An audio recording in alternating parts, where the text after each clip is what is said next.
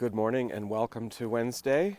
Another snowy morning here. It snows and then it and then it melts, and then we've been getting snow, seems like every day.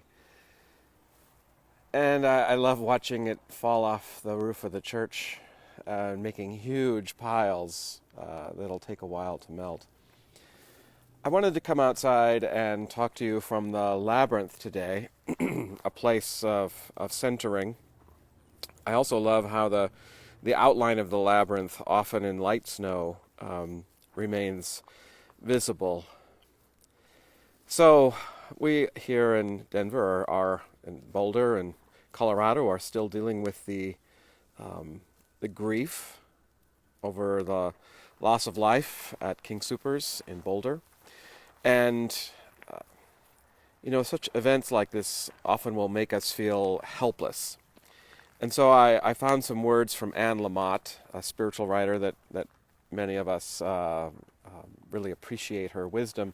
And this is from her book, Stitches, a handbook on meaning, hope, and repair.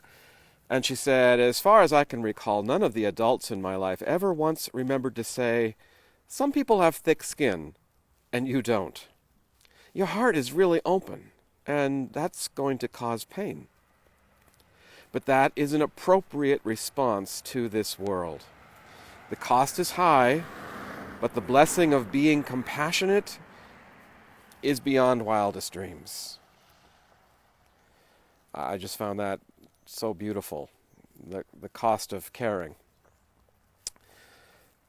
And she also then told a story in the midst of our feeling helpless in situations such as this. Anne Lamott wrote in the same book, my pastor Veronica one Sunday told a story of a sparrow lying in the street with its legs straight up in the air, sweating a little under its feathery arms. A warhorse walks up to the bird and asks, what on earth are you doing? And the sparrow replies, I heard the sky was falling, and I wanted to help. The horse laughs a big, loud, sneering horse laugh and says, do you really think you're going to hold back the sky with those scrawny little legs? And the sparrow said, one does what one can. And I wonder what that might be. I mean, it might not be that we can ourselves personally change legislation around gun violence, but one can do what one can. And part of that is holding this hope alive in our hearts. And I pray that we're able to do that together. That's the blessing of community.